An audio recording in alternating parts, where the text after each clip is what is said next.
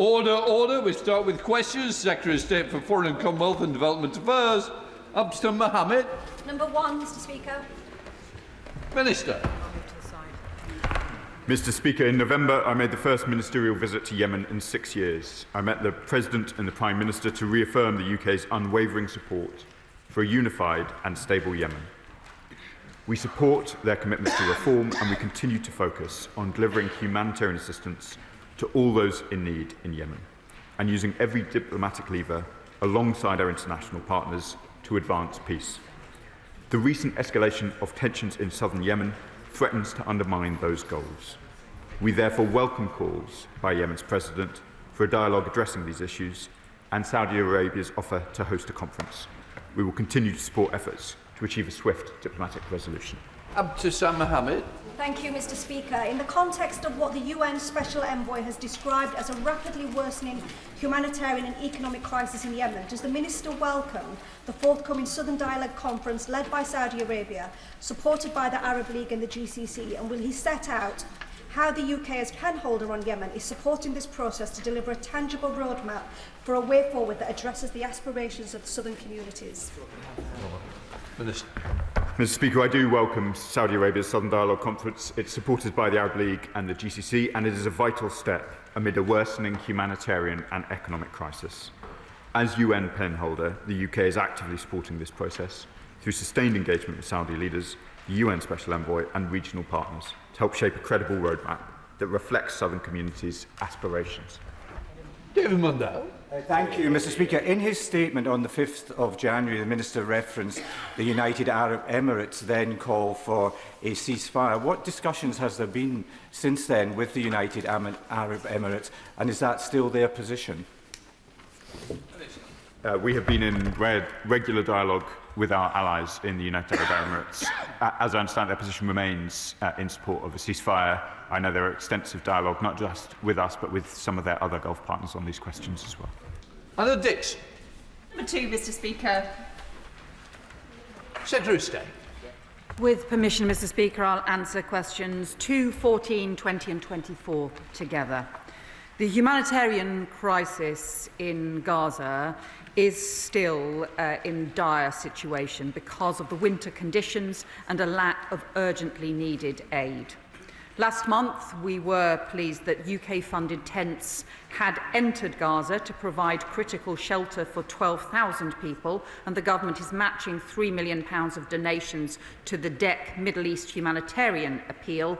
But far more still needs to be done. We still need much greater access through crossings and barriers to aid lifted in order to deal with this humanitarian crisis. Anna Dixon. And the Secretary of State for her response. We've all witnessed the unfolding catastrophic humanitarian disaster in Gaza, exacerbated by the collapse of the Gazan health system and the suspension of aid delivery. I'm therefore shocked that the Israeli government plans to prohibit some 37 international NGOs from operating in Gaza and the West Bank, including Médecins Sans Frontières, ActionAid and the Norwegian Refugee Council. So could the Secretary of State outline what steps the government has taken to prevent this and what more it intends to do?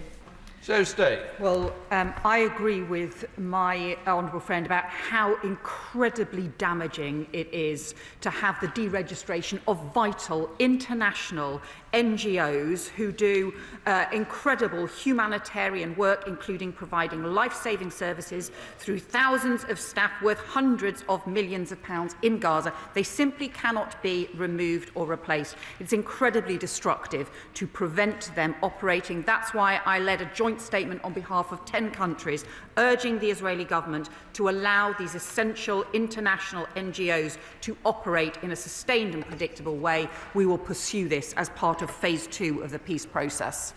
Dr. Peter Prinsley. Thank you, Mr Speaker. I thank the Secretary of State for her answer. My surgical colleague, Mr Rabour of West Suffolk Hospital, spent a month last year in Gaza at the Nasser Hospital. I met him last week and he gave a graphic description of the situation in and around the hospital. He's one of the brave NHS workers of whom we can all be intensely proud. Now, access to humanitarian aid, as we have said, is very difficult, and many international recognised agencies are lately banned as indeed I am myself, banned. What further representation can we actually make to resolve this? For surely it is in the interests of all people in Israel and in Palestine for this fragile peace to be preserved. Secretary of State. Well, I agree with my honourable friend. We need to maintain this fragile ceasefire, but also make progress for peace and also ultimately for the two-state solution that is in the interests of the people of Israel and the people of Palestine. I have also heard horrendous stories about some of the medical conditions and also from some of the brave doctors who were operating there before the ceasefire in the most difficult and dangerous of conditions as well. We are very clear that the humanitarian support that needs still to be surged must include medical supplies, must include healthcare support, and not only is this an issue we are raising continually with the Israeli government, we are also raising this as part of phase 2 of the peace process. Andy MacDonald. Thank you, Mr. Speaker. I thank the Foreign Secretary for his statement. But the Prime Minister yesterday made a welcome statement on the importance of sovereignty and the international rules-based order. Yet within the state of Palestine, 37 international NGOs will no longer be allowed to deliver humanitarian aid on the say-so of Israel. So can the Foreign Secretary confirm that the UK government understands and accepts continued humanitarian access into Palestine must be determined by the Palestinians, that this cannot be undermined by either Israel or the Board of Peace, and can the Minister say what concrete actions the government intends to take to counter Israeli obstructions and give proper effect to the sovereignty of the State of Palestine? State. Well, I agree with him about the destructive impact of deregistering these NGOs. Part of the 20-point plan that Israel signed up to, that all countries signed up to, that President Trump set out, was about substantially increasing humanitarian aid and support in Gaza. Instead, this takes us going backwards. I do think it's significant that the Palestinian Committee, the Palestinian Administration Committee for Gaza, has now been set up. I have continually pressed in all of the international discussions that that committee should be able to take responsibility for significantly increasing humanitarian aid. Jasmine Qureshi. Thank you, Mr. Speaker. Even during the ceasefire, Israel is blocking humanitarian aid into Gaza, whilst at the same time pushing ahead on illegal settlements in Area E. And these alleged settlements, which has been described by the UK government as flagrant breach of international law. So does the Foreign Secretary accept that by these actions, Israel is saying, essentially, trying to bury the idea of a state of Palestine? And can I ask, apart from good words, what concrete action are we going to be taking to allow this to happen? State. Well, as my honourable friend knows, the UK took the historic decision to recognise the state of Palestine in the autumn, and we are clear that ensuring there is a two-state solution does also mean tackling illegal settlement expansion and settler violence. Alongside 26 international partners, we have condemned the E1 settlement plan and condemned the recent steps to further that plan, and I would urge Israel to listen to the weight of international opinion on this, because this needs to be part of delivering the 20-point plan and a just and lasting peace. Bob Blackman. Thank you, Mr. Speaker. The Secretary of State will well know that the terrorist group Hamas refused to disarm, and in fact they enforced their brutal rule on the Palestinian people. Equally, aid trucks that are desperately needed in Gaza are looted by the Hamas terrorists. What steps is the Secretary of State taking to make sure that the international aid that we all want to see given to the Palestinians is not looted and diverted to Hamas? Well, I think the honourable member raised two important issues there, because we do agree that the decommissioning of Hamas weapons is a central and crucial part of the 20-point plan. That is why the three issues we have continually prioritised have been the establishment of the Palestinian Committee, the increase in humanitarian aid, and the establishment of the process for the decommissioning of Hamas weapons. We put forward proposals based on our experience in Northern Ireland and expertise as well, but I do believe that this urgently needs to make progress as part of phase 2. Monica Harding. Mr. Speaker, there are reports that today, this morning, Israeli security forces arrived in the Sheikh Jarrah UNRWA compound in occupied East Jerusalem. Security guards were forced out of the premises and bulldozers subsequently entered the compound and began to demolish UNRWA buildings, and the demolitions are ongoing. If this is true, this is an unprecedented attack, not only against UNRWA and its premises, but constitutes a serious violation of international law and the privileges and immunities of the United Nations. What consequential action will the Foreign Secretary take if these reports are true? So stay. Well, we have already had previously issues last month with issues around involving the Israeli authorities entering UNRWA's compound in East Jerusalem without prior authorization, and UN premises are inviolable under international law. So we have already raised this and condemned this, and it is immensely important that everyone recognises the important role that UNRWA plays. This year, the UK has committed 27 million to help UNRWA scale up life-saving aid, including food, water, shelter and medical care. Dr. Andrew Morrison. Thank you, Mr. Speaker. Pressure on the UK to join the expensive and dodgy-looking Gaza Board of Peace has been ramped up overnight by President Trump's messaging. Will the government politely decline the Gaza Board of Peace whilst reviewing its position on Chagos, given the US intervention overnight? So stay. Slightly contorted question. On the issue, as the honourable member will know, that the Board of Peace proposal was originally part of the 20-point plan around Gaza. The proposals that have been put forward now are very different from what had been previously expected around Gaza. So it's right that there are further international discussions underway on this, and all of those details are being discussed. We will see where that ends up. What I would say is, though, I think the critical issue now is the support for the Palestinian Committee, because Gaza should be run by the people of Gaza, by Palestinians, free from Hamas. And that is the crucial thing now that we need to support and ensure that they have not just the humanitarian support, but also the decommissioning of weapons and the support for their long-term future. Vicky Slade. Thank you, Mr. Speaker. The irony is, of course, that we already have a Board of Peace. It's called the UN, and President Trump is undermining it at every step. 5 days ago, a group of 22 UN experts deemed the ban on the international NGOs as part of a systematic assault on humanitarian operations and a step in a deliberate dismantling of Gaza's lifeline. 21 children have died of extreme cold in recent days. 7,000 tents have been swept away due to weather conditions. Foreign Secretary, we need to do more directly. If these NGOs can't do it, what is the government doing to get tents and shelter and heating into Gaza?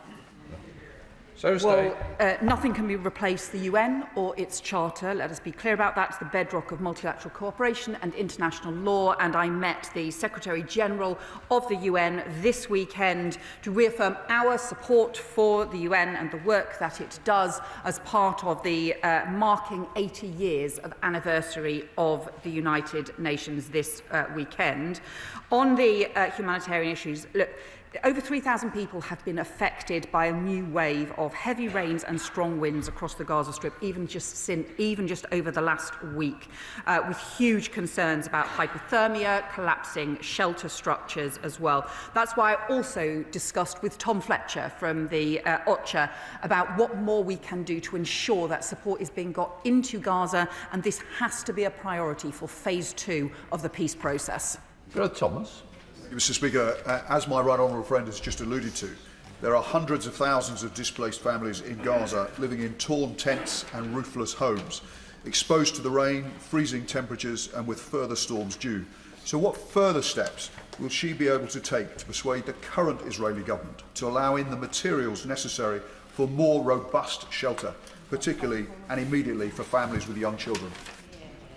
Foreign Secretary. Well, my honourable friend is right to raise the importance of this, because when you look at really the flimsy shelters that families are in, despite the terrible flooding that they have seen, despite the winter conditions, the impact that this is having, and also contributing to disease and further displacement as well. So we are continuing to urge the Israeli government to change their restrictions that allow the better quality, the provisions, the construction into Gaza, and to make sure that we can get those basic humanitarian needs met. That was the commitment that was made as part of the 20-point plan, not just by Israel, but by all countries. We need action to support that.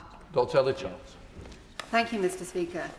Given the, frankly, utterly extraordinary news yesterday that Donald Trump has invited Putin and Netanyahu to sit on the Board of Peace, does the Foreign Secretary recognise that it is clear that the Board of Peace is utterly unfit to contribute to the task of peace building? It also doesn't include any Palestinians and almost no women. Does she recognise that it is inappropriate for Britain to participate in it, or indeed Brits? And what does she suggest as an alternative? Foreign Secretary. Well, let's be clear. I think the most important organisation networks now for the future of Gaza is the Palestinian Committee, the National Administration Committee for Gaza, made up of Palestinians. Gaza should be run by Palestinians. That is crucial, and that is what we should now be supporting to take forward. And then on the wider question, let's be clear, Putin is not a man of peace, and I don't think he belongs in any organisation with peace in the name. Shadow Minister Wendy Moore. Thank you, Mr. Speaker. This House needs the full facts regarding aid entering Gaza and why the government is not more engaged with the CMCC. So I'd like to ask the Foreign Secretary, what steps is she taking to support the disarming of Hamas and secure the immediate release of the remaining hostage? And following White House announcements on the Board of Peace, including Tony Blair, can she confirm what UK input there has been, whether any UK ministers will be involved, and give a clear assurance that the UK would reject President Putin being on the board, given his illegal invasion of Ukraine and alliance with Iran? Foreign Secretary. I think I have actually answered every single one of the points that she made already.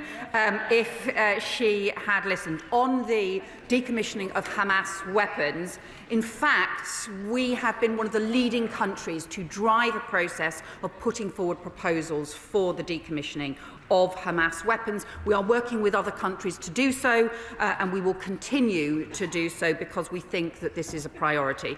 On the humanitarian work, there has been work done by the CMCC, but it goes nowhere near far enough, and we are seeing deteriorating conditions in many areas because of the winter conditions, and frankly, the removal of NGOs simply goes backwards. On the Board of Peace, it is different from what was proposed, and that is why international discussions are underway. We will see where they end up. But let's be clear, it is the Palestinian Committee and the Palestinian people who now to be leading the running of Gaza going forward. Helen Miller, Liberal Democrat spokesperson.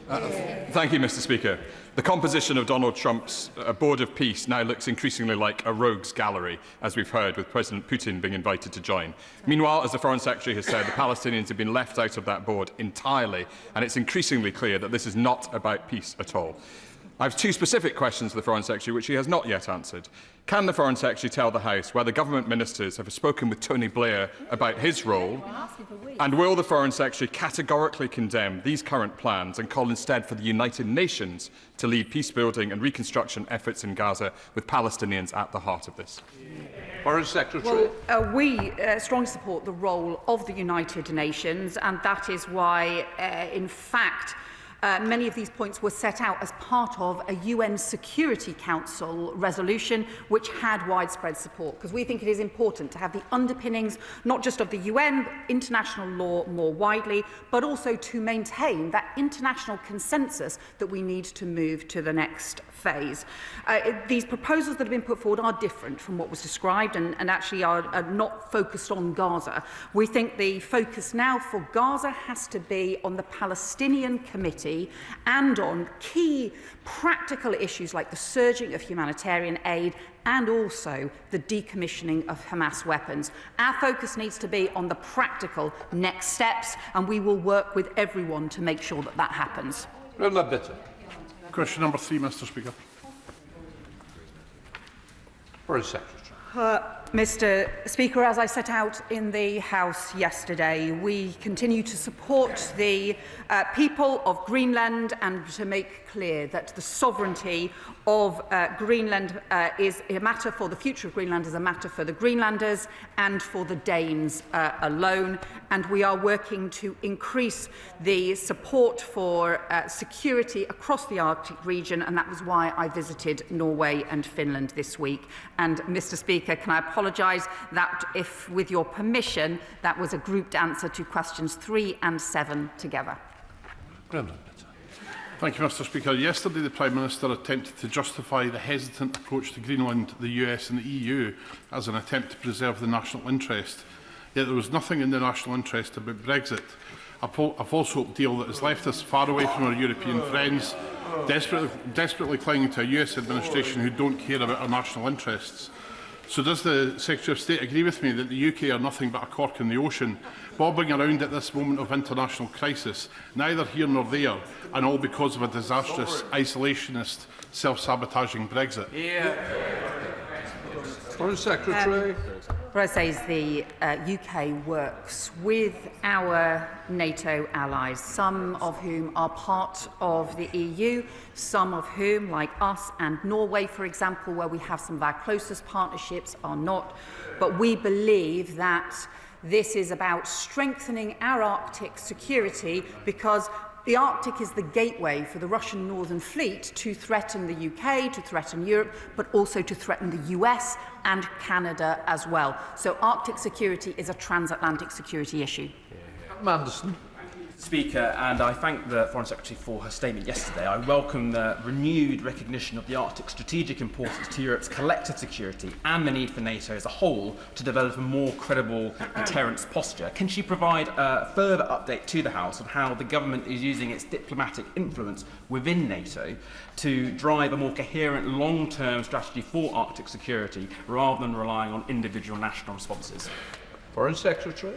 I welcome my honourable friend's question. We have proposed a stronger role for NATO on Arctic security. So just as NATO currently has a successful Baltic sentry and an Eastern sentry, we are arguing for an Arctic sentry that brings together the operations, the intelligence sharing, the coordination for countries right across the Arctic, and also countries like the UK, who are heavily affected by Arctic security, even though we are not part of Arctic security. And that is why we are substantially increasing our presence in northern Norway and working with Norway on new groundbreaking frigates. Colin Miller, Liberal Democrats, spokesperson. Thank you, Mr Speaker. With his threats against Greenland and now against her partners, including the UK, Donald Trump has driven a presidential motorcade through NATO and the entire system of post-war security.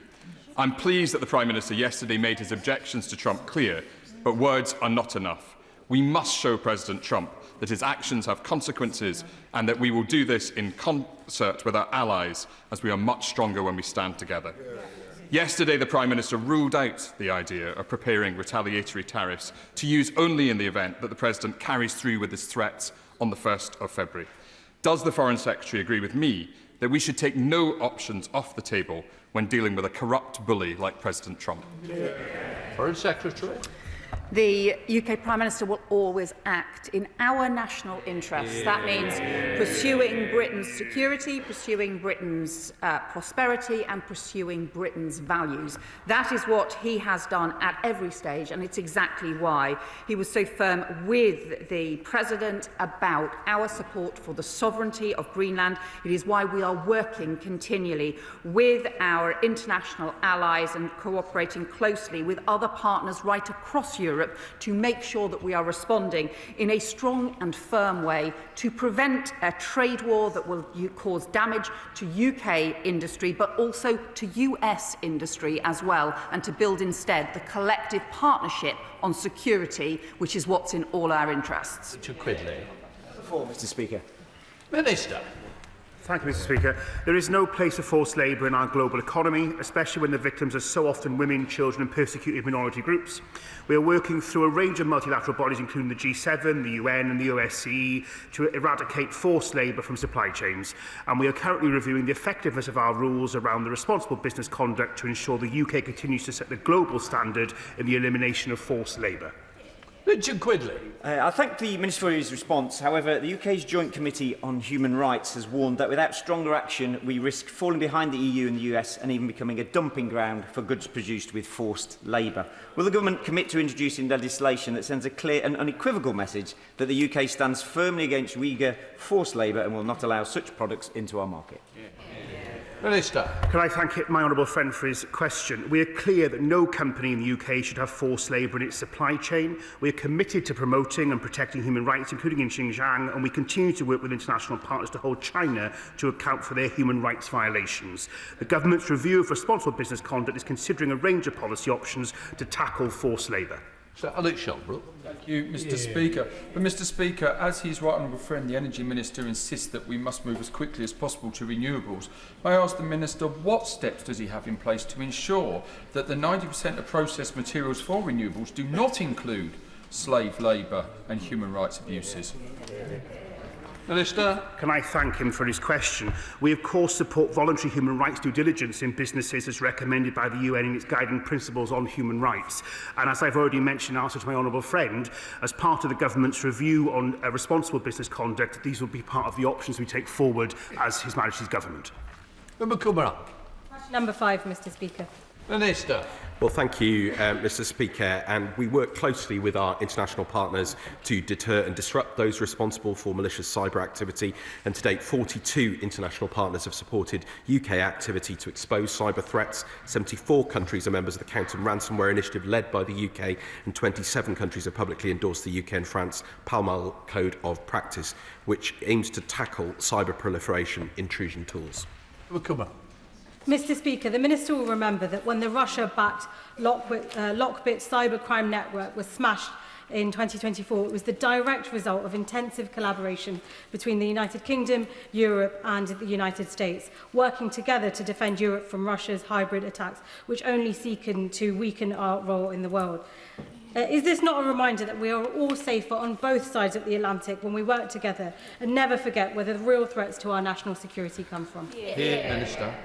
Well, I wholeheartedly agree, Mr. Speaker, with her remarks, and indeed they echo the remarks we heard this morning from the Speaker of the House of Representatives with you, Mr. Speaker, about working together as close allies and across NATO, and it's good to welcome guests here today from the NATO Parliamentary Assembly too. But she is absolutely right to raise this issue, as evidenced by the 2024 Lockbit and the 2025 Medialand sanctions packages. The UK works closely with key partners and remains committed to using all available tools to defend against cyber threats, and coordination with Australia, with the EU, with the United States and other allies demonstrates to adversaries we will not tolerate these assaults on our public and private institutions and our democracies. Jim Shannon. Thank you, Mr. Speaker. Can I thank the Minister as always for his very comprehensive response.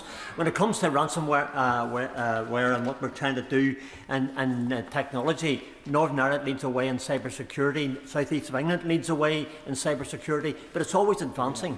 The Minister has responsibility to ensure that we're protected, I know that. At the same time, we need to ensure that the technology moves forward to equal our enemies or to outdo them. Can the Minister give us some assurance that that will happen and that Northern Ireland will be part of that? Thank you. Minister. Well, he rightly extols the virtues and skills of the excellent workforce in Northern Ireland and indeed across the UK on these issues. And I've had the pleasure, Mr. Speaker, of meeting with a number of cybersecurity companies. We're doing all we can to increase the skills chain and make sure that we can keep those steps ahead of our adversaries, because we will not tolerate this activity. It hits consumers and individuals here in the UK, it risks our national security, and we will work with others to defend this country. Shadow Minister Andrew Sterling. Thank you very much, Mr. Speaker. Iran is a cyber menace, committing digital warfare against democracies around the world and its own people, cutting internet most recently from its own citizens to hide the scale of the atrocities it is committing. So can the government outline whether it has any plans to use its own cyber capabilities to take on Tehran in its moment of weakness, and how it will prevent Tehran from evading tariffs by using cryptocurrency? Minister. Well, can I welcome him, perhaps as his unexpected elevation, but welcome him to his position and thank him for his important question, which is on a very, very serious matter, which is the threat from our adversaries. And he is right to point out Iran. There are, of course, many others who are attempting to damage our national security, to hit consumers and individuals here in the UK. He will understand I'm not going to go into operational details on any matter relating to our cyber defences, but he can be assured that we keep the activities of our adversaries very, very closely in our mind, and we are taking steps to make sure we can defend this country against all threats from wherever they come. Blake Stevens. Question number 6, please, Mr. Speaker. Minister. Well, Mr. Speaker, the Chagos Archipelago Marine Protected Area is one of the world's most important marine environments. Has been rightly been recognised by members across the House, and both the UK and Mauritius are committed to its protection. I can confirm to him that no commercial fishing will be allowed, but low levels of artisanal fishing will be permitted for the sustenance of the Chagosian communities, which is compatible with nature conservation, and we're working closely with Mauritius to ensure that adequate patrolling capabilities will be maintained after the Marine Protected Area enters into force. Blake Stevens. Thank the Minister for his response. A recent report from Yale University ranks Mauritius last out of 131 states for stringency in its marine protected areas, and a woeful 173 out of 180 for protection for biodiversity. Mauritius has even admitted it doesn't have capacity to patrol the area and is open to commercial fishing, and I recognise the response that the Minister just gave, but Britain has kept the Chagos marine environment pristine for 50 years. Why doesn't the government want to secure this legacy in law? Minister. Well, with the greatest respect, because I know he raises these issues with sincerity, I was just very, very clear, and it was on the 3rd of November that Mauritius announced the creation of the Chagos Archipelago Marine Protected Area, and they've confirmed that no commercial fishing will be allowed in any part of the MPA. We're working very closely with them on the issues around patrolling, working very, very closely to protect the environment. These are important issues, and I can assure him that we are absolutely seized of them. Foreign Secretary Dame Fitz-Patel. The Prime Minister previously said that Five Eyes partners and the United States backed the Chagos surrender bill, but today the American president has publicly opposed it, rightly citing the very concerns that these benches have raised around the malign influence of China and Russia benefiting directly as a result of surrendering the Chagos Islands. Is President Trump right? And given Labour's Chagos surrender bill will cost £35 billion, compromise our national security and betray the rights of the Chagosian community, when will the government finally see sense and scrap this shameful treaty? Minister. Well, Mr. Speaker, she again makes some wild claims about costs, which are simply not the case. We have been absolutely clear that the UK will never compromise on our national security. As we have made repeatedly clear, the agreement we have struck is vital for protecting our national security and that of our allies, and guaranteeing the long-term future of a base that is crucially important for the UK and the United States. Our deal secures the operations of the joint US-UK base on Diego Garcia for generations. It's got that backing across Five Eyes, as well as other international partners. I would remind her very, very clearly that in May, the US Secretary of State said the Trump administration determined that this agreement secures the long-term, stable and effective operation of the joint US-UK military facility on Diego Garcia. We will, of course, have discussions with the administration in the coming days to remind them of the strength of this deal and how it secures the base. And I am surprised these comments have been made, obviously, in the context of difficult conversations about Greenland, which she joins us with in standing for their sovereignty and self-determination and reflection. And I would just urge her to be a little bit more reflective in her comments. Douglas McAllister. Thank you, Mr. Speaker. Question number 8. Minister. Mr. Speaker, one of the Foreign Office's most serious and important duties is standing up for British nationals who have been wrongly detained overseas and supporting the families here at home working desperately for their release. We're committed to strengthening those efforts, including through the appointment of a dedicated envoy for complex detention cases, and we expect to confirm that appointment in the near future. Douglas McAllister. Mr. Speaker, exactly 3,000 days ago, my constituent Jagtar Singh Johal was imprisoned in India. 3,000 days later, he remains arbitrarily detained, facing the death penalty on trumped-up charges, having been brutally tortured to make a confession. While in opposition, our Prime Minister rightly recognised my constituent's detention as arbitrary. We need to do more than just raise his case with Indian counterparts.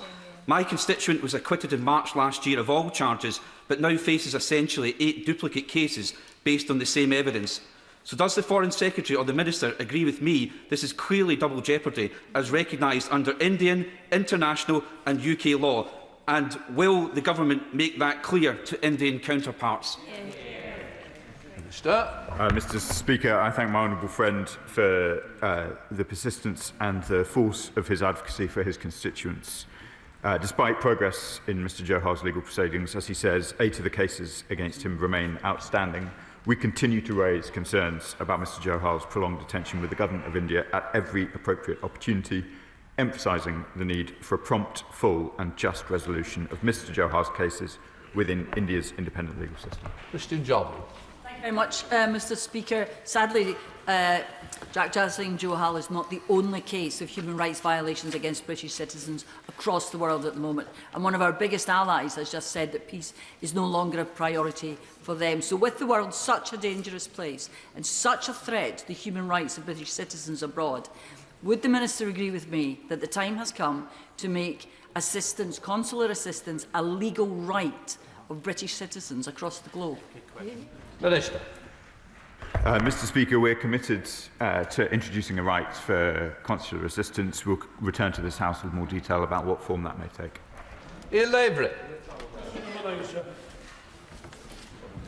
Minister. Mr. Speaker, we have consistently called on all parties to comply with their international humanitarian law obligations in Palestine, and where this government has had concerns about Israel's commitment to those obligations, we have taken decisive action. That has included stopping exports to the IDF that might be used in Gaza, suspending negotiations on a new free trade agreement, and last month voting in favour of a UN resolution which welcomed the ICJ's advisory opinion on Israel's obligations to allow life-saving humanitarian assistance to reach Palestinian civilians. Thank you, Mr. Speaker. In July 2024, the ICJ ruled that the Israeli occupation and settlements were illegal and must be ended and dismantled. Then in September 2024, the UN General Assembly gave Israel 12 months to bring to an end its unlawful presence in the occupied Palestinian territories. A deadline, Mr. Speaker, which is now lapsed by more than 4 months. Minister, why, after a year and a half, has the government still not published its response to the ICJ advisory opinion? Is there something we don't know, but perhaps we should? Mr. Speaker, I thank my honourable friend for the question. In that period, the UK has made a range of very significant determinations in relation to our policy in the Middle East. Of course, we continue to consider the Court's advisory opinion on Israel's occupation carefully. There was lots in that advisory opinion with which we agree, and is indeed already government policy. We agree settlements are illegal. We have already taken strong action against them. Since this government came into office, we've introduced 3 packages of sanctions related to violence against communities in the West Bank, and we continue to keep these questions under review. Imam Mohammed. Thank you, Mr. Speaker. Since the recent ceasefire came into effect, over 450 Palestinians have been killed by Israel. The UNICEF reports that over 100 Palestinian children have been killed in Gaza since October the 10th. Israeli airstrikes continue, and the mental and physical torture and violence continues unabated. Can the Minister tell the children that are still alive in Gaza what action the UK government will take to force Israel to comply with international law and to allow essential humanitarian aid into Gaza, but also to make this ceasefire a real ceasefire and stop the killing? Minister. Mr. Speaker, I know how deeply so many of our constituents, indeed so many members in this House, consider these issues, raise these issues. We are continuing to take action in the way that the Foreign Secretary has already set out this morning, and those actions will continue. It is vital that the ceasefire holds, that we make progress in the 3 areas set out by the Foreign Secretary already, and that is the priority of these ministers. Thank you, Mr. Speaker. Question number 10, please. Minister. Thank you, Mr. Speaker. We are committed to international development, but we must modernise our approach to reflect the world we live in and the threats our country faces while maintaining economic stability at home. We are committed to meeting the older budgets that have been set out, but with less money we must focus on greater impact. Every pound must deliver for the UK taxpayer and the people we support, while we will sharpen our focus on humanitarian, health, climate and nature, underpinned by economic development. Thank you, Mr. Speaker. I thank the Minister for his answer. The United States government has cut funding for research and development into life-saving health solutions that help the world's poorest people. In this context, the UK has the opportunity to embrace world-leading scientists who are no longer welcome elsewhere. So will the government seize this opportunity to both continue progress on life expectancy in the global south and boost the UK's economy by increasing its spending on global health research and development? Thank you, Mr. Speaker. I can't comment on the US decision. It's a matter for the administration. In terms of our own support in the ODA context, as I've mentioned, one of those focuses now moving forward will be on health. And of course, we've announced previously to the House additional funding to tackling life-limiting conditions, particularly in the continent of Africa. So the work around health and life-saving work carries on. The conflict in Sudan is affecting millions of people, including thousands of women affected by horrific sexual violence. I've been hearing from aid workers on the ground who are working with those women. Can the Minister assure the House that despite aid budget cuts, support for the women victims of sexual violence in the conflict of Sudan will not be cut? Minister. Can I thank my honourable friend for her question, Mr. Speaker? I know what a huge issue and importance it is to all members across the House. I can confirm that additional funding has been allocated in relation to the Sudan conflict. We are, of course, calling for the violence to end, and particularly for the violence that is targeted at women and girls. And I can assure her that part of this continuing funding is in supporting and trying to tackle the very extreme levels of sexual violence that women are experiencing in Sudan. Sir Andrew Mitchell. Of course, Mr. Speaker, as the Minister will know, part of the ODA budget goes to invest in businesses, creating employment in the poorest parts of the world. For example, through BII, British Investment International, undoubtedly now the best DFI in the world. Will the Minister continue to ensure that BII receives injections of capital so that they can go on doing this brilliant work and earning a decent return for the British taxpayer? Minister. Can I thank the right honourable gentleman for his question? I'm pleased to say that the National Development Minister, Baroness Chapman, in the other place, is due to meet imminently with the group, and we will continue to work, indeed in my conversations with nations in the ODA context, about how we can do more support for business as one of the changes of how we'll see ODA working moving forward. David Tell. Thank you, Mr. Speaker. I hate to disagree with my colleague opposite, who I respect greatly, but I do wonder, in the era where we have less money, whether we do need to focus on reaching the poorest people the most. And there are other models, including the International Finance Facility for Education, the International Finance Facility for Immunisation, that offer ways in which we can leverage in much more money. By putting in a small amount, we can leverage up to 4 times more money out. So would ministers meet with me and a Treasury Minister to discuss proposals like this, so that we can look at innovative forms for development finance in an era of less ODA? Minister. Can I thank my honourable friend for his question, Mr. Speaker? I'm, of course, more than happy to meet with him as diaries allow. Gareth Emerson. Number 11, please, Mr. Speaker. So stay. Mr. Speaker, the UK continues to support the Ukrainian people in the face of unrelenting Russian aggression, including the targeting of Ukraine's energy, infrastructure and civilians. On Friday, we were proud to mark the anniversary of the 100-year partnership that we agreed with Ukraine last year, and we will continue to provide support, both military and economic, and for their energy security as well. Good, that was. Thank you, Mr. Speaker. The Association of Ukrainians in Great Britain, Bolton branch, is situated in my constituency of Bolton North East, helping families settle and keeping those community ties strong. As the Foreign Secretary mentioned, as the UK marked the first anniversary of the UK-Ukraine 100-year partnership, what more is the Foreign Secretary doing, working across government, to ensure Ukrainians in the UK are provided with the support they need to rebuild their lives? Foreign Secretary. Can I thank the honourable member for her question? This is exactly this 100-year partnership is about our people-to-people links, our long-term connections between the UK and Ukraine.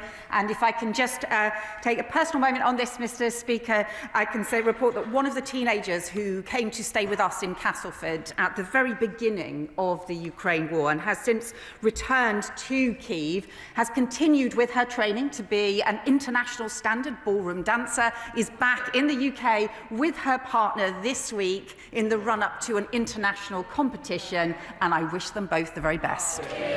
Sir Julian Lewis. I'm sure the entire House endorses what the Foreign Secretary has just said.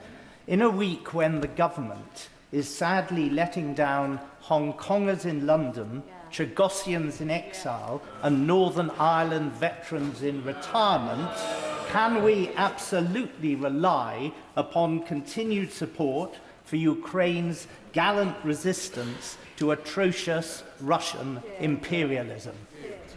Foreign Secretary. Well, I think really the honourable member should know better than to ask a question like that, as he knows.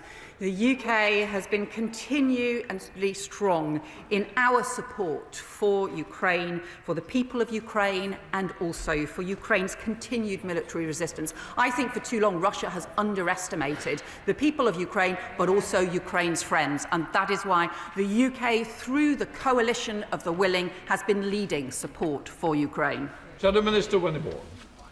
Thank you, Mr. Speaker. The Foreign Secretary will have heard President Zelensky's warnings last week about the supply of air defence missiles. We must heed them. Can she confirm whether the government is now going to make more weapons available, immediately scale up production, or broker new military aid packages with our allies to make sure there is a constant supply of missiles? Well, the UK is working very closely with our partners, including through NATO, but also more broadly, to ensure that Ukraine has the military support they need, including the weapons and the equipment, but also support for their energy infrastructure, support for their intelligence gathering as well, where the UK plays an important role.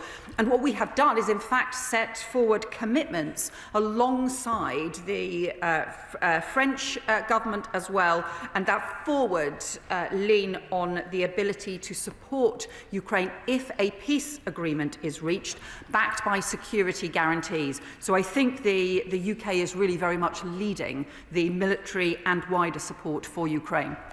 Dan Carden, starting topicals. Topical number one, Mr. Speaker. Secretary.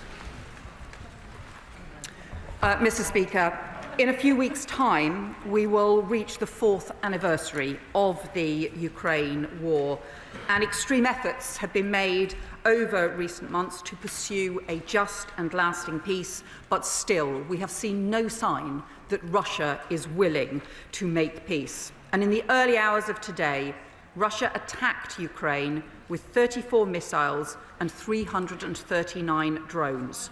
This follows 4 previous nights in which Russia fired 537 drones at Ukrainian cities, largely targeting energy infrastructure. Ukraine's energy system is experiencing its most acute crisis of the war, and Kyiv residents are currently receiving 3 hours of power, followed by 10-hour outages.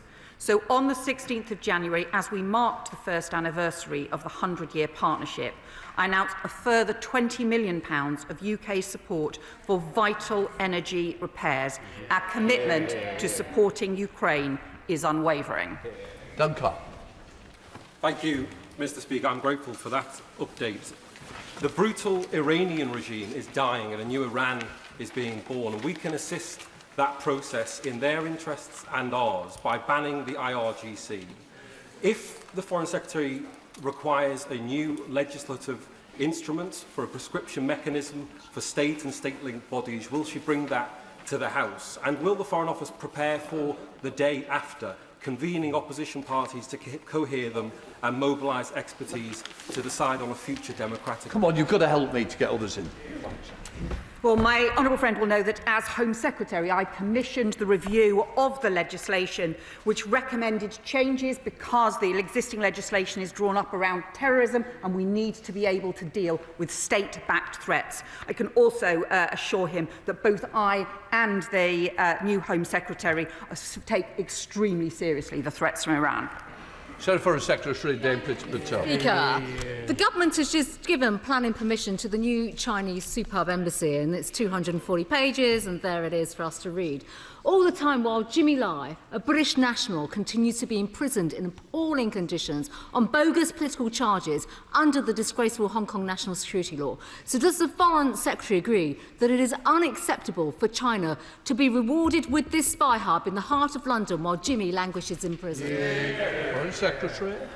Well, the Shadow Foreign Secretary will know that we have made the strongest of criticisms of the decision on Jimmy Lai. We continue to pursue this issue with the Chinese government and to stress the urgent need for him to be released immediately on humanitarian grounds.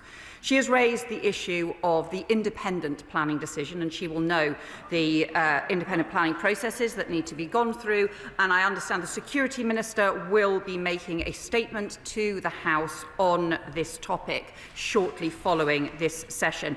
All I would point out to her is that diplomatic consent was given by her hero, Boris Johnson. She had many years as Home Secretary to pursue any concerns that she had. Mr. Speaker, in light of her remarks and the fact that Jimmy Lai's sentencing is expected soon, does she agree that when the Prime Minister goes to Beijing and goes to kowtow to Beijing and he comes back with no movement on Jimmy Lai's release, should that trip be regarded as a failure of British diplomacy? Foreign Secretary.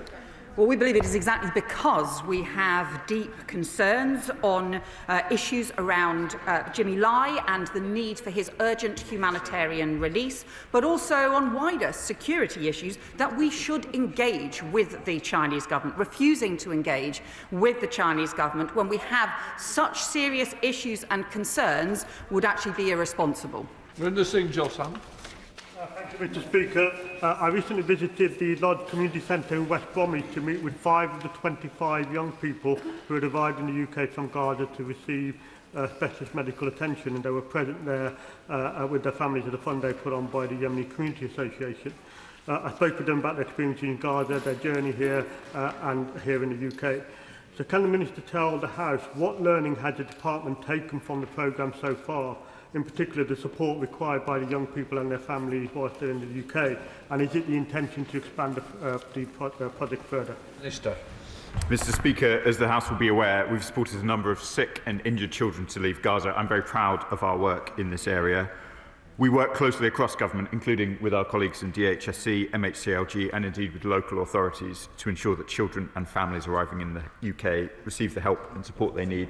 In relation to future plans, I'm sure I'll return to the House in due course. Joe Roberts. Thank you, Mr. Speaker.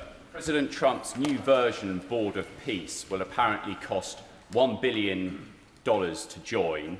Trump will chair it for life, and Putin will be invited to join and offer his views on peacemaking. Now, I understand the Foreign Secretary is still having conversations about it, but has she managed to identify a single good reason for the UK to join? Minister. As the Foreign Secretary set out earlier, the Board of Peace was part of the 20-point plan, which we welcomed. There was a UN Security Council resolution, which also enshrines the progress made in the talks. Of course, we want to see the ceasefire hold in Gaza. We are fully engaged with our American and other counterparts on these questions. But as the Foreign Secretary set out already, we are discussing with our allies the way ahead. Lorraine Beavers. Settler violence and expansion in the occupied West Bank is a daily threat to Palestinian communities.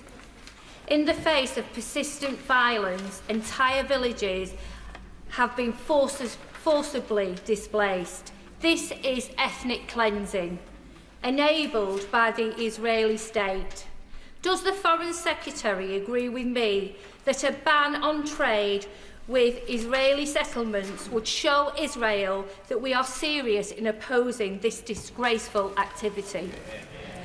Foreign Secretary. What I would say to the Honourable Member is we are deeply concerned about the escalating settler attacks and the fact that they have reached new heights, with more attacks last year than in any year since the United Nations began recording such incidents.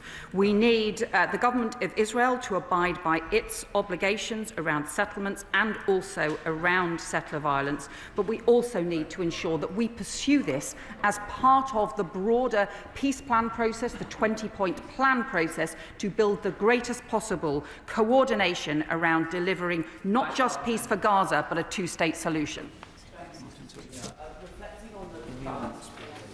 Both Allied and Russian, I wonder if the Foreign Secretary could articulate the risk she thinks that the UK is taking when it has such a small military and is committing several thousand troops, maybe even tens of thousands of troops, to Ukraine through the coalition of the willing. Well, the UK government, this government, is responsible now for the biggest increase in defence investment since the Cold War, because we recognise the importance of defending our national security. And I would also say to him that Ukraine's security is our security. The threat from Russia affects us all. Jeff Smith. Speaker, it's going to be impossible to get the necessary aid into Gaza until the Rafah crossing is fully open. Can the Minister update us on progress in trying to persuade the Netanyahu government to do the right thing and open the Rafah crossing? Minister. I thank my honourable friend for his question and his continued advocacy on these questions. The Rafah crossing, and indeed other crossings, was clearly outlined in the 20-point plan as needing to open. There have been discussions between various partners, but we continue to press the Israelis to open all the crossings now. Stephen Gathins. Mr. Speaker, an opinion poll at the weekend in the Sunday Herald shows that 3/4 of Scots would vote to join the European Union. They get that leaving the EU was a disaster a decade ago, and it's even more of a disaster given the international situation now.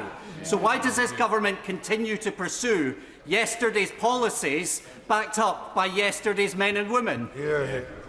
Minister. Well, Mr. Speaker, with the greatest respect, he knows that this government has strengthened our relationships with the EU, has got a security and defence partnership, is securing an SPS deal, is rejoining Erasmus+. These are all things that are going to make a tangible difference, both for people in Scotland and across the United Kingdom, and we're very proud of them. Mike Reader. In her Sunday Times interview 2 weeks ago, the Foreign Secretary warned that the only person who benefits when NATO is divided is Vladimir Putin.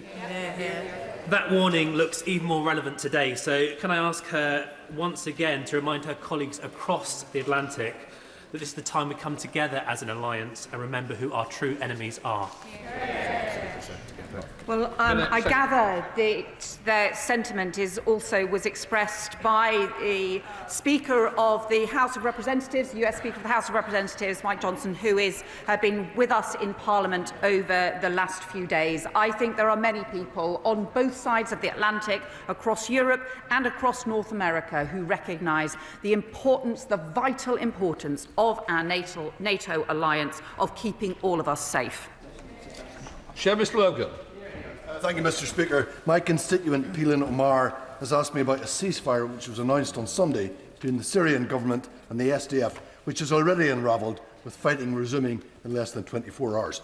What is the Foreign Secretary doing to promote humanitarian access, international monitoring and a long-term reconciliation between the Kurdish people in Aleppo and northern Syria and the Syrian government? And does it support a more devolved government solution to bring about a lasting peace for the Kurdish people? Minister. Mr. Speaker, many across the House will be aware of the fast-moving situation in north-east Syria. It is of concern to the British Government. We are calling for de-escalation and we want a halt to the advance into the north-east. We continue to focus on the humanitarian situation in Syria. Over 16.5 million people are in need of humanitarian assistance, and we are delivering up to £104 million of assistance this year. Could I ask the Minister what action the UK Government is taking to support Tamils in seeking justice for past and current injustices? Mr. Speaker, the UK is active in seeking justice and accountability for Sri Lanka's Tamil community, and indeed we lead in the UN's Human Rights Council on the resolution on Sri Lanka. Last year, we sanctioned Sri Lankans for human rights violations in the civil war, and we've made clear to the Sri Lankan government the importance the importance of improved human rights for all in Sri Lanka, as well as reconciliation. And let me take the opportunity to wish the Tamil community a happy Thai Pongal. Shocker Adam. Despite the Minister's assertion that the government is holding the Israeli government to account, I just would like to remind them that a tender by the Israeli government has just been passed for a further illegal construction of more than 3,000 homes in the E1 project in the West Bank. This will now completely cut the West Bank into half. So will the government now comply with the ICJ's opinion that third states have a duty, like ours, to bring Israelis' illegal occupation to an end by imposing sanctions on Israeli ministers in their professional capacity and prohibit UK companies from illegal settlements? Minister.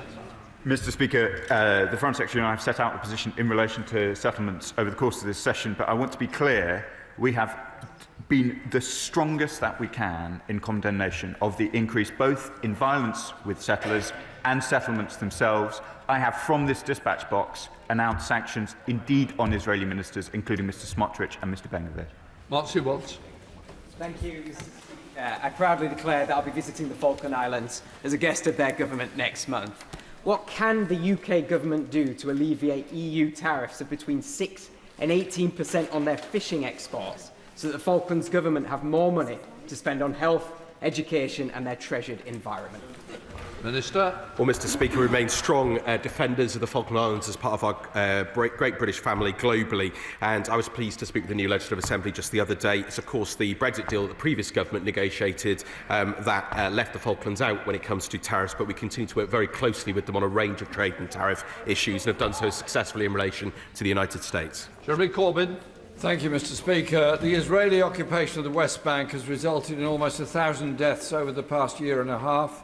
The loss of villages, the loss of life and the continued enabling of settler violence against ordinary Palestinian people in their villages. And this morning there are reports that the Israeli Defence Force is now demolishing UNRWA headquarters in Jerusalem. When is the British government going to do something serious with sanctions against Israel for their continued illegal occupation of the West Bank? Minister. Mr. Speaker, I think I answered the substance of that question in the last answer. We are aware of the reports in relation to the UNRWA headquarters in East Jerusalem, and as the Foreign Secretary set out already, we're taking them very seriously indeed. Thank you, Mr. Speaker. Over 900 doctors have been killed by the Iranian regime since 1979. A leading medical union warns that the Iran state health system is near collapse and medicines are increasingly scarce, leaving children vulnerable for basic care. Does my right honourable friend agree that urgent international action is needed to hold the regime to account, particularly for the devastating impact on paediatric care? Foreign Secretary. Well, my honourable friend is right to raise the deep humanitarian concerns from not having adequate health care in Iran. Their point comes after we have also seen in recent weeks the most brutal of killings by the Iranian regime and the deep concern about the safety of protesters. I can also report to the House we have secured a special session of the UN Human Rights Council in Geneva to take place on the 23rd of January, and that will also be an opportunity to raise exactly these issues.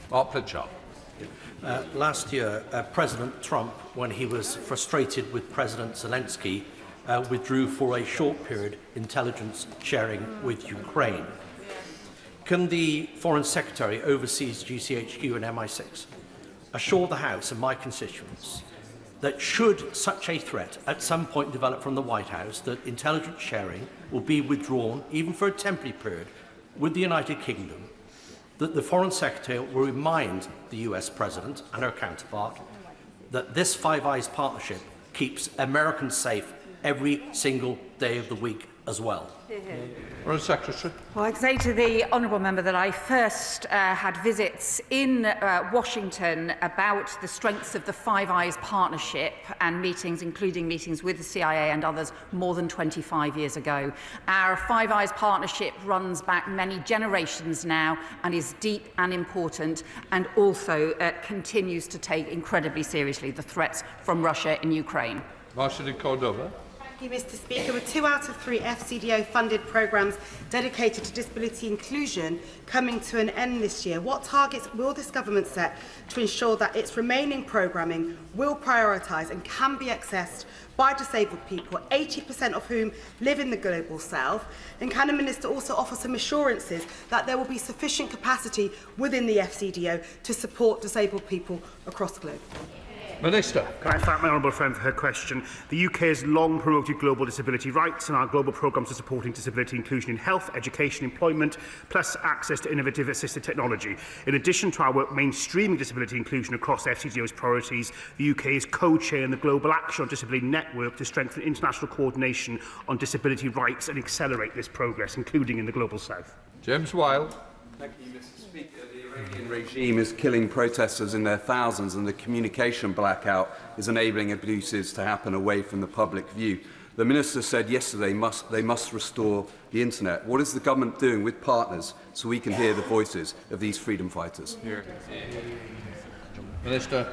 As I said to the House yesterday, Mr. Speaker, we treat the blackout of the internet in Iran as a breach of the human rights of the Iranian people.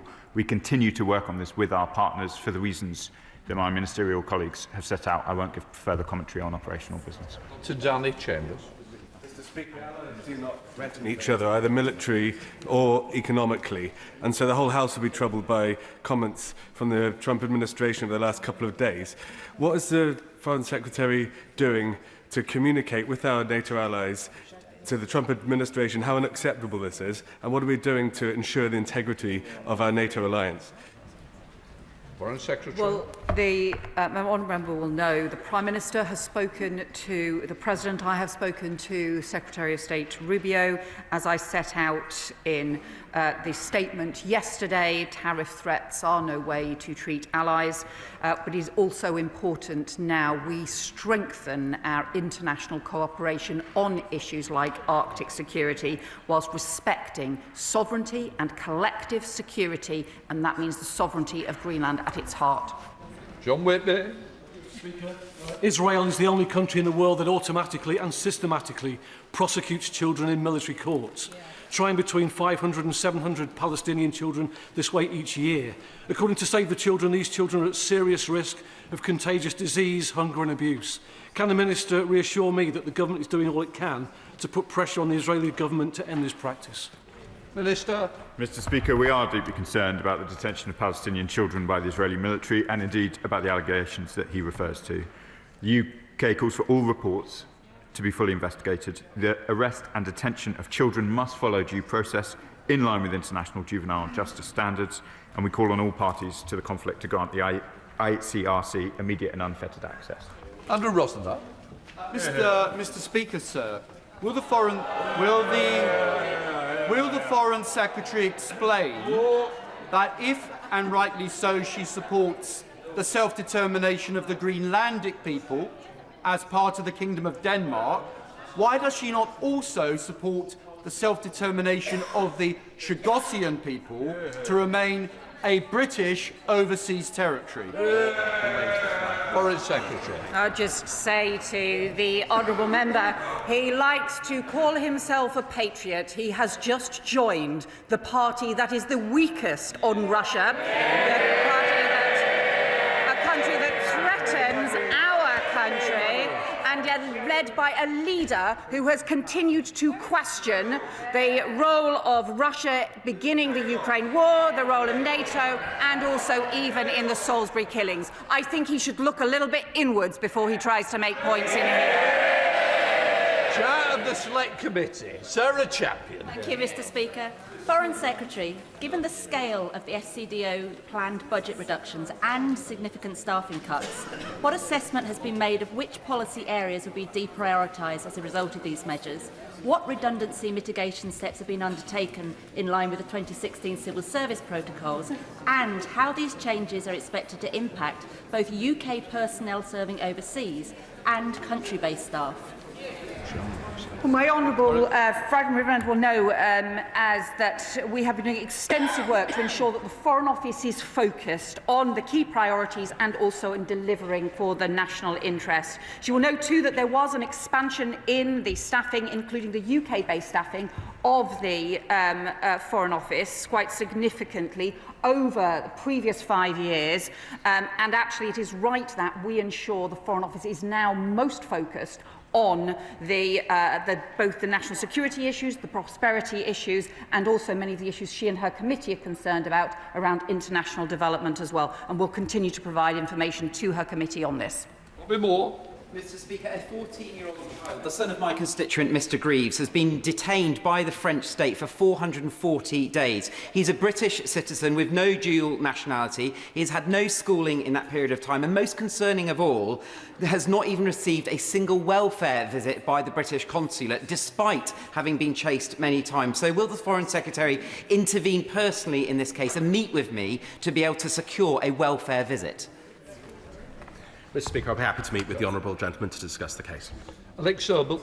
Thank you, Mr. Speaker. Last week, Uganda held elections. There were wide-ranging accounts of people being prevented from going to polling stations, ballot stuffing. In one polling district, there were more votes cast than there were electors. Now there's widespread violence, and the son of the so-called president of Uganda has threatened to murder the leader of the opposition, Bobby Wine, who lost the election. What can the Foreign Secretary tell me about the veracity of the elections? What she's doing to protect British citizens in Uganda and to ensure the safety of members of the NUP there as well? Can I thank him for his question? We have consistently advocated for peaceful and credible elections and encourage any disputes to be addressed through peaceful and legal means.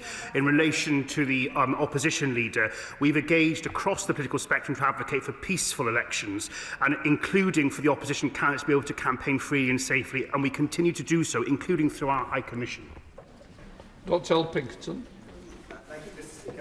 In answer to an earlier question, the Foreign Secretary said that the future of Greenland should be determined by Greenlanders and Danes. And yet members across this House are just finding out that any opportunity to give Chagossians a referendum have been stripped from this afternoon's discussions on the Chagos bill. So can I ask the Foreign Secretary, why does she think that Chagossians don't deserve the same rights that she considers to be so fundamental to Greenlanders? Well, Mr. Speaker, he knows we're going to be discussing these issues this afternoon. We'll have ample time to discuss them. He's got amendments down, and of course he knows that we've engaged extensively with Chagossian communities, and I have myself included.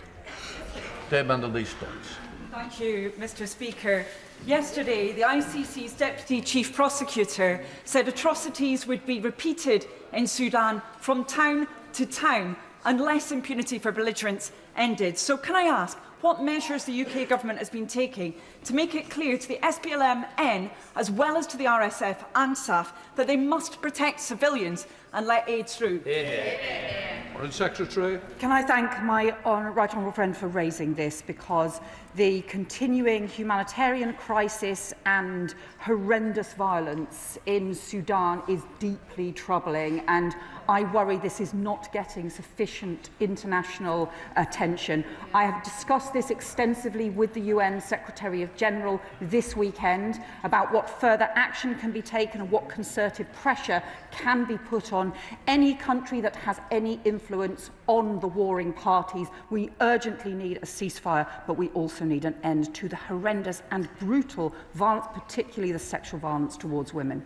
Mr. Speaker, through his new folly over Greenland, President Trump is increasingly bringing the UK closer to Europe.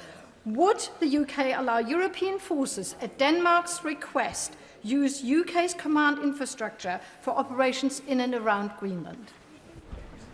Minister. Well, the Honourable Lady knows that we already work very closely with Denmark, of course, in NATO, and indeed the Foreign Secretary made clear our desire for an Arctic Sentry programme, and of course we work with other partners in the High North, in the GEF, so we already work very closely together. Sarah Coombs. Speaker, last week I met a mother from my constituency who told me a terrible story. In October, her daughters were taken supposedly for a day out at the fair by their father, but they never came home. It seems he has abducted them and taken them out of the country, either to Afghanistan or Pakistan. Can the Minister set out what the government can do about these kind of abductions, and will they meet with me to discuss how we get these little girls home? Minister. Of course I will, Mr. Speaker. Final question, Colin Lockhart. Mr. Speaker, Yemen is now the third most dangerous country in the world to be a Christian, according to Open Doors World Watch List, which was released last week. Since January, over 50 Yemenis Christians have been arrested and imprisoned, facing intimidation, interrogation and risk of torture. Will the Minister explain why freedom of religion and belief is not made a clear prerequisite for continued aid, UK aid, with robust monitoring on the ground? Mr. Speaker, I'm grateful for an opportunity to comment on aid into Yemen. As I'm sure the honourable member will know, there are significant restrictions on aid into the north of Yemen, where the Houthis are in control. It is rather easier in the south of Yemen to get aid in, but given the events referred to earlier in the session, this remains complex. We continue to prioritise the freedom of religious belief, including through our excellent envoy, a member in this House, and I'm very happy to meet with the honourable member to discuss these issues further. That completes questions. We'll let the front bench change over.